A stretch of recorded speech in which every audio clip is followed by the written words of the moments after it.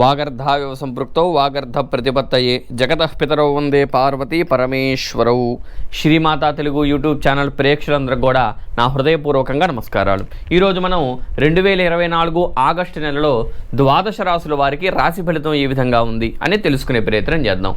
అంతకంటే ముందుగా మీలో ఎవరికైనా మీ జాతకాన్ని తెలుసుకోవాలి అని ఆసక్తి ఉన్నవారు కింద కనిపిస్తున్న వాట్సాప్ నంబర్లో నాకు మెసేజ్ పెట్టవలసిందిగా కోరుతున్నాను. మీ యొక్క జాతకాన్ని వీక్షణ చేసి దానికి తగ్గట్టుగా చక్కటి పరిహారాన్ని చెప్తాను. మీరు చక్కటి ఫలితాన్ని కూడా పొందవచ్చు.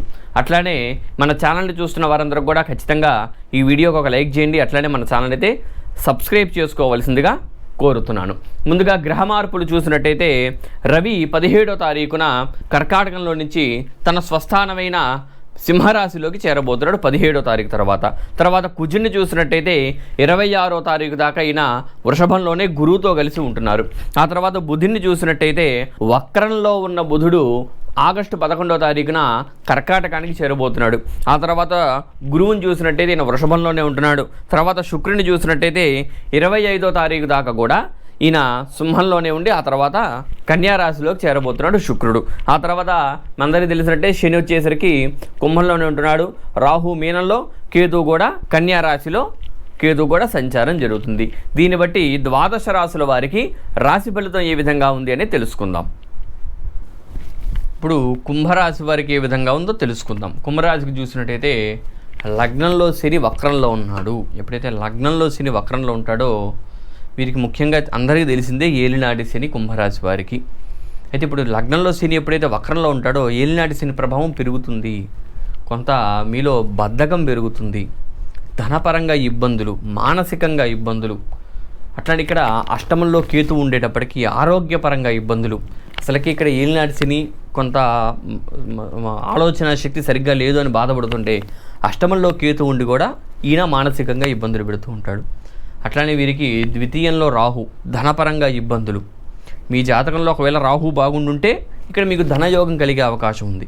అదే మీ జాతకంలో రాహు అనుగ్రహం లేదు అంటే ఖచ్చితంగా ధనపరంగా నష్టం ఉండే అవకాశం ఉంది. మీకు వచ్చే జీతం సరిపోకపోవడం, సంపాదించే సంపాదన సరిపోకపోవడం, లేదంటే ఏదైనా బ్యాంకుల్లో అప్పు తీసుకోవడం, ఆ అప్పు కట్టలేకపోవడం, అప్పు కట్టలేక మానసికంగా ఇబ్బంది పడడం, ఇట్లా కుంభరాశి వారికి ఏ రకంగా చూసినా అంత అనుకూలత లేదు అనే చెప్పాలన్నమాట. ఆ తర్వాత చూసినట్టయితే వీరికి చతుర్థంలో కుజ గురువులు సంచారం. తృతీయాధిపతి అయిన కుజుడు చతుర్థంలో గురువుతో కలిసి కొంత అనుకూలిస్తున్నాడని చెప్పాలి. కొంచెం కుటుంబంలో కొంత ప్రేమాప్యాయతలు పెరగడం, అట్లనే కుటుంబ పరంగా కొంత ఆనందాన్ని పెంచడం, అట్లనే కొత్త గృహాన్ని ఏదైనా నిర్మాణం చేయాలనుకుంటే ఆ గృహపరంగా కొంత అనుకూలించడం, అట్లానే ఏదైనా కొత్త వాహనాలు కొనాలి అనుకుంటే అక్కడ కొంత అనుకూలించడం. గురువు వల్ల చక్కటి కొత్త వాహనాలు, గృహ నిర్మాణ సమయాల్లో చక్కటి అనుకూలత గురువు వల్ల ఉందని చెప్పాలి. ఆ తర్వాత కుజుడు కూడా చతుర్థంలో ఉండేటప్పటికీ మామూలుగా అర్ధాష్టమంలో కుజుడు ఉండడం అంత మంచిది కాదు. ఇక్కడ కూడా కొంత కుటుంబంలో ఇప్పటిదాకా గురువు అనుగ్రహం బాగుంది, కుజుడు ఎప్పుడైతే యాడ్ అవుతాడో కొంత కుటుంబంలో కూడా అంత అనుకూలించట్లేదని చెప్పాలి. ఆ తర్వాత చూసినట్టయితే వీరికి రవి 6వ స్థానంలో రవి ఉండడం, 6వ స్థానంలో శత్రుస్థానంలో రవి చక్కగా బాగున్నాడని చెప్పాలి. కొంత మీలో ధైర్యం పెరుగుతుంది, అట్లనే శత్రు జయం జరుగుతుంది. అనారోగ్య సమస్యలు ఏదంటే కొంతవరకు బయటపడే అవకాశం ఉంది 17వ తారీఖు దాకా. ఎప్పుడైతే 17 తర్వాత రవి ఎప్పుడైతే సప్తమంలోకి వస్తాడో ఇక్కడ ముఖ్యంగా దంపతులకు ఇబ్బంది. ఎప్పుడైతే సప్తమంలో ఉంటాడో వీరిద్దరూ సమసప్తమాన్ని చూస్తూ ఉంటారు. రవి సప్తమంలో ఉండి శనిని చూస్తాడు, శని కూడా సప్తమంలో రవిని చూస్తూ ఉంటాడు. కాబట్టి ఇక్కడ కొంత అనుకూలత లేదనే చెప్పాలి. దంపతులకు ఇబ్బంది, అట్లానే మీలో కొంత మనోధైర్యం తగ్గడం, మీ పై యజమానితో ఒత్తిళ్ళు ఉండడం, చేస్తున్న పనిని వదిలేయాలనిపించడం, ఇట్లాంటివన్నీ జరిగే అవకాశం ఇంకా ఎక్కువగా ఉంది. కొంత జాగ్రత్త తీసుకోండి. అట్లనే ఇక్కడ సప్తమంలో కూడా శుక్రుడు బుధుడు ఉన్నాడు, వీరు అంత అనుకూలించట్లేదు. సప్తమంలో శుక్రుడు అనుకూలించట్లేదు. ముందుగా ఇక్కడ దంపతులకి బాగా ఇబ్బందులు పెరుగుతూ ఉంటాయి. ఏదన్నా వివాహ ప్రయత్నం చేసేవారికి, ఏదన్నా లవ్ మ్యారేజ్ చేసుకుందామని ఇంట్లో చెప్దాం అనుకున్న వాళ్ళకి అంత అనుకూలత లేదని చెప్పాలి. ముందుగా చెప్పినట్టు కేతువు కూడా అష్టమంలో అంత అనుకూలించట్లేదు. ఎలా చూసినా సరే ఈ యొక్క ఆగస్టులో కుంభరాశి వారికి అంత అనుకూలత లేదు. కాబట్టి కొంత జాగ్రత్త తీసుకోండి. కుంభరాశి వారు చేసుకోవాల్సిన ముఖ్య పరిహారం ఏమిటంటే చక్కగా నవగ్రహాలకి ఆరాధన చేయడం చాలా మంచిది.